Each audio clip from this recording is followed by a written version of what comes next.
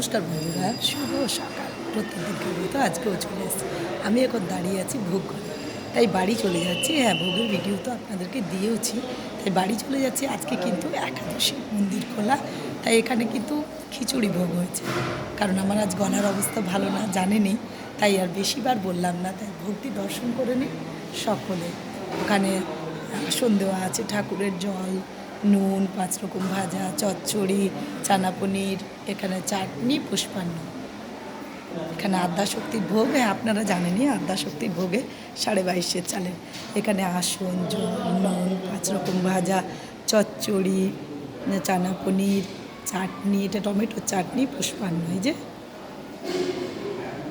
আর এখানে ঠাকুরের ভোগ, এই দেখুন ঠাকুরের ভোগও কিন্তু তাই। এখানে আসন, জল, নুন, 5 রকম ভাজা, চচ্চড়ি, চানা পনির আর টমেটোর চাটনি, পুষ্পান্ন। দেখুন এখান থেকে মাকে দেখুন, আজকে যেহেতু মন্দির খোলা, তাই এখান থেকে মাকে দেখা যাচ্ছে।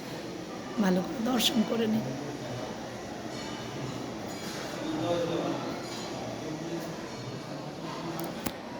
তাই চলুন, আমারও বাড়িতে কাজ আছে,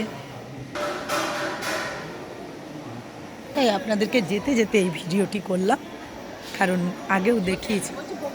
হ্যাঁ, যান। তাই সকলে দর্শন করতে যাবে। এবারে মন্দির যেহেতু খোলা, অনেকে ওখান থেকে দাঁড়িয়ে আছেন। এখানে এক এক করে বলছেন যে কার কোনটা শাড়ি মাকে পরিয়ে দেওয়া হচ্ছে।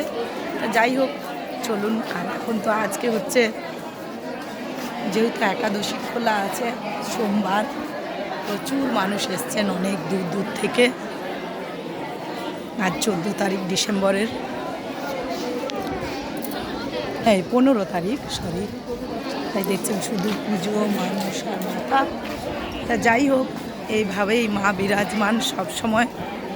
এমন কোনো মানুষ নেই যে এখানে আসে না, সময় পেলে চলে আসেন। কারণ শান্তির জায়গা বলতে আদ্যাপীঠ, দক্ষিণেশ্বর, বেলুর মঠ, এই জায়গাগুলোতে গেলে মন একদম শান্ত হয়ে যায়।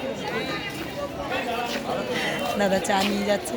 আর সন্ধেবেলা তো আমি লাইভে আসছি, এবার বাড়ি যাই, কারণ মেয়ে আমার আজকে চলে যাবে শ্বশুর বাড়ি, মেয়ে জামাই। তাই মন খুবই খারাপ। এরকম করেই মনটাকে একটু ভোলালাম। ছোট মন্দির। সকলে ভালো থাকুন, মায়ের কাছে এই আশা নিয়ে প্রত্যেক দিন আসি। আমার মেয়ে, জামাই, ছেলে, তারাও ভালো থাকুক, পৃথিবীর সব সন্তানরা ভালো থাকুক। মহামায়ার চরণে এটাই বলবো, সবাই যেন ভালো থাকেন। আর এখন ডিসেম্বর মাস মানে প্রত্যেকে হাতে পুজোর একটা ঢালি, কারণ প্রত্যেকে পুজো দিতে আসছেন। যাই হোক, এদের পুজো দেওয়া হয়ে গেছে, তাই খাচ্ছে। সকলে ভালো থাকুন, আমিও চলে গেলাম। সময় পেলে একবার আপনিও এসে ঘুরে যাবেন এই তীর্থস্থানটি, অপূর্ব। ভালো থাকবেন, সুস্থ থাকবেন।